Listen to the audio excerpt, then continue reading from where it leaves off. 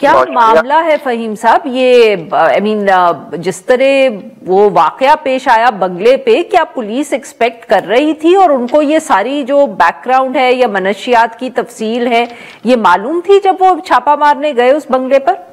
نہیں، جو اطلاعات ہیں، جو پولیس حکام کہتے ہیں، انہیں یہ نہیں پتا تھا کہ جس جگہ پہ وہ چھاپہ مارنے جا رہے ہیں وہ انٹرنیشنل ڈرگ ریکٹ کا کوئی حصہ ہے، شخص کوئی گرفتار کرنے جا رہے ہیں جس کے بنگلے پر چھاپہ مارنے جا رہے ہیں۔ انہیں تو یہ اطلاع تھی کہ جو ایک مغوی ہے، جو مصطفیٰ جس کی ہم بات بھی کر رہے ہیں، اس کے موبائل فون کی جو لاسٹ لوکیشن ہے وہ اس گھر کی آ رہی ہے۔ تو وہ تو ایک کڈنیپنگ فار رینسم یا کڈنیپنگ کے کیس میں بیسیکلی گئے تھے کہ یہاں سے جو ہے انہوں نے اس مغوی کو جو ہے وہ بازیاب کرانا ہے۔ لیکن یہ جب وہاں پہنچے ہیں تو وہ گھر جو ہے اتنا یوں کہہ لیجیے کہ ٹیک تھا کہ وہاں پر باقاعدہ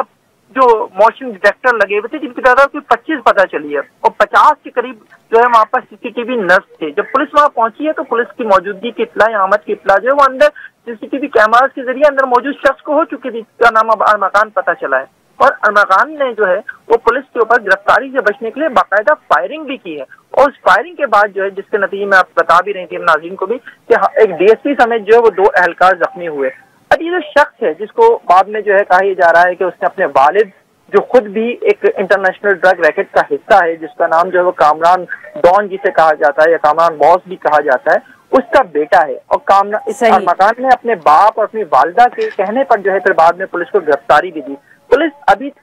اپنی لاش برآمد نہیں کر سکی ہے، اور یہ لاش کے لیے جس کے لیے ارمغان خود کہہ رہا ہے کہ اس نے اسے قتل کر کے اس کی لاش ملی ندی میں پھینک دی تھی۔ نہیں فہیم صاحب معاف کریے گا آپ کی بات یہاں کاٹ رہی ہوں، پر جو اطلاعات آئی تھی وہ یہ تھی کہ پہلے پولیس کے ذرائع سے یہ خبر چلی کہ جی اس نے یہ ارمغان نے کہہ دیا ہے کہ میں نے ہی مارا ہے، فلاں جگہ پہ لاش پھینکی ہے۔ اس کے بعد یہ بیان جو تھا یہ غائب ہو گیا، کیونکہ اگر یہ بیان دیا تھا تو تھوڑی دیر تو جتنی دیر وہ پولیس کے پاس تھا وہ انہوں نے وہ لوکیشن کیوں نہیں ٹریس کی؟ اس نے جو بتایا تھا کہ میں نے کہا جہاں پھینکی ہے۔